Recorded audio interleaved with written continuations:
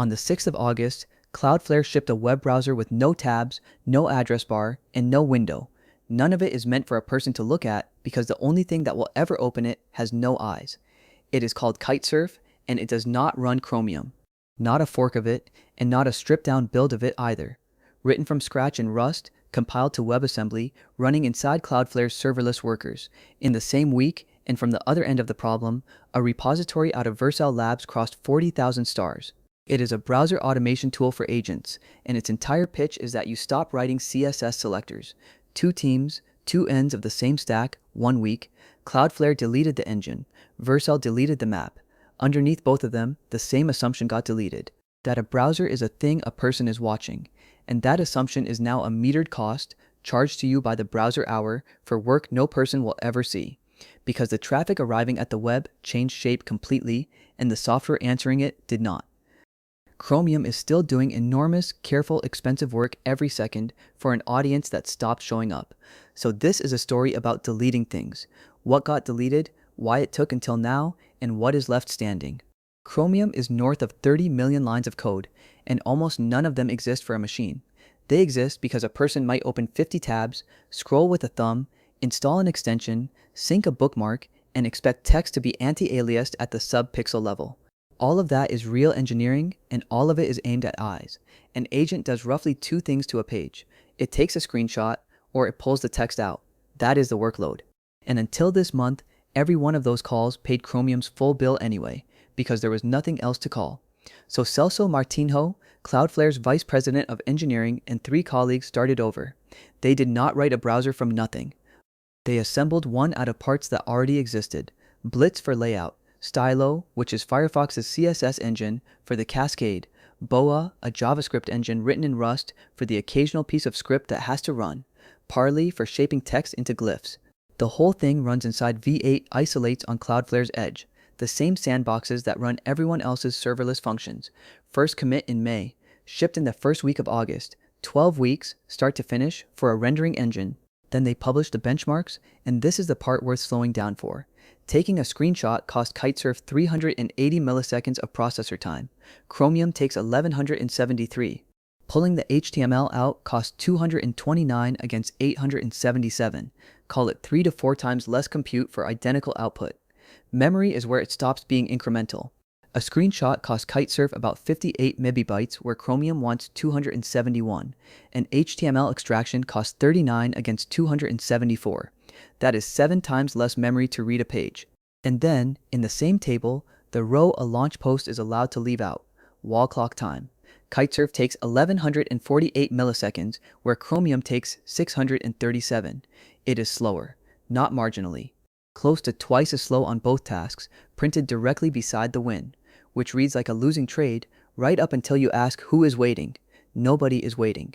There is no person on the other end of that page load, watching a spinner, deciding whether this site is worth the wait. In June, Cloudflare's own radar dashboard crossed a line the company had said publicly it did not expect to cross until 2027. Automated requests passed human ones. 57.5% of the page requests it handles now come from machines.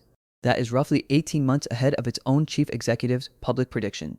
That number is Cloudflare's slice of the web, around a fifth of all sites, not a census of the internet. But it is the largest single view anybody publishes, and the direction of travel is not ambiguous. Agent traffic also has a distinctive shape. It is bursty. It arrives as thousands of short-lived page loads that live for a second and then die. It does not sit on one session for an afternoon the way a person does. For that shape, the time one page takes barely matters, and the number of pages you can hold at once matters enormously. 7 times less memory is 7 times as many pages on the same box. The gain there is capacity rather than speed, and capacity is what the bill is made of. Cloudflare already sells a browser hour for 9 cents. Browser-based charges 10 to 12. The per-hour price has been squeezed roughly as far as it goes, so the next order of magnitude has to come out of the engine. And that raises the uncomfortable question sitting under all of this. If nobody is ever going to see the pixels, what exactly are you rendering them for? Fixing the engine handles the cost of opening the page. It does nothing about the second half of the problem, which is that once the page is open, the agent still has to find the button. For 20-odd years, the answer to that was a selector, a hash and an identifier, a dot and a class name, an XPath crawling down the tree. A selector is a map of a page written by a human describing how that page was built. So it breaks on a redesign, it breaks on a rename, it breaks the moment a framework starts generating class names at build time, which is most of them now. Anyone who has maintained a test suite for longer than a year knows exactly what that morning sounds like. For an agent, it is worse than brittle, because to guess a selector at all, the model has to be shown the page. And a full document object model runs into the thousands of tokens on every single step, every time the page changes, which is what Vercel Labs inverted. Their tool takes a snapshot of the page's accessibility tree first, then hands the model back a compact list of what is actually on it: button, submit, text box, email address, link, pricing, each one tagged with a short reference, AIDE1, ATE2. The model does not guess a selector at all. It points at something it was just shown, by name. The project puts the cost of describing a page that way at 200 to 400 tokens against 3,000 to 5,000 for the raw document. That figure is theirs, so weigh it accordingly, but independent measurements land in the same territory. One benchmark in March ran the same 10-step login through Playwright twice, through its command line about 27,000 tokens, through the same tool wrapped as a server about 114,000. 13,700 of those were tool definitions, resent on every request. Mozilla shipped a browser automation API in July built on the same idea, and reports 60 to 80% fewer tokens than sending screenshots. 3 separate groups, 3 different measurements, 1 direction. And the tree they are all reading was built for screen readers. It is a semantic description of a page published by the page itself, and it survives a redesign because it describes meaning rather than markup.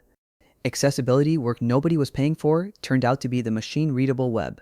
Follow that one step further and the tree starts to look like a workaround too.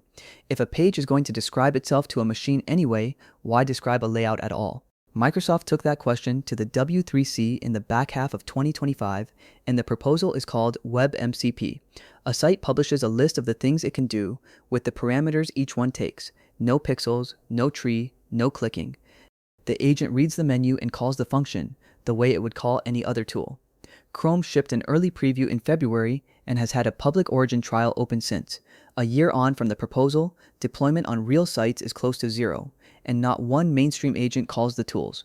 One write-up in July put it about as plainly as it can be put: a standard with everything except users. It is stuck in the oldest trap on the web. Sites will not publish tools until agents read them, and agents will not read them until sites publish. That same write-up noted both keys are held by one company, which is why the 2 projects that ship this month matter more than the standard does. They work on the web that exists today without asking a single site owner for anything. So is Chromium the casualty? Partly, and less cleanly than the headline wants, and the evidence is sitting in the middle of Kitesurf's own announcement. To use it, you point your existing Playwright or Puppeteer client at Cloudflare and add one parameter to the URL. It speaks the Chrome DevTools Protocol. Chromium's protocol on a browser with no Chromium anywhere inside it. The engine got replaced. The interface Chromium defined got inherited whole. That same week, Playwright pulled just under 80 million downloads off the package registry. Puppeteer pulled 11.5 million. Both of them drive Chromium by default, and between them, they are how most production browser automation actually reaches a page, and the browsers built specifically to put agents in front of people went the other way entirely. Perplexity's Comet is a Chromium fork. OpenAI's Atlas was a Chromium fork, and Atlas shut down on the 9th of August, less than 10 months after launch, with its features folded into a desktop app and a Chrome extension. Chrome is still about 2/3 of browser sessions. Chromium is not dying. It is losing exactly one workload, and that workload happens to be the one growing fastest. Here is where I land. For the work agents do all day, opening pages, pulling text, taking a shot of a screen that goes straight into a context window, the agent-native stack has already won, and the receipt is Cloudflare's own table. 7 times less memory to read a page, 3 to 4 times less processor, and a page description that costs hundreds of tokens where the old one cost thousands. I would take that trade at twice the price, because on this workload the thing you are optimizing is the bill, not the weight. The concession is real, and it is printed beside the win. Kitesurf is close to twice as slow per page. It does no video, no WebGL. It fails bot challenges that fingerprint your connection, and it cannot hold a long logged-in session. It is not open source yet either. So anything interactive, anything behind a real login, anything that has to look like a person's browser stays on Chromium and stays there for years. That is a small share of the requests and a serious share of the hard problems. The thing worth arguing with is not Google, and it is not Chromium, which is a remarkable piece of engineering pointed at a user who left. It is the assumption. Browser stopped meaning the thing a person looks at, and the industry kept billing for the looking. 30 million lines of rendering, so a machine could read a paragraph of text, which leaves the part I cannot answer yet. When a site can simply hand the agent a list of what it is able to do, and rendering stops happening at all, what is the browser still for?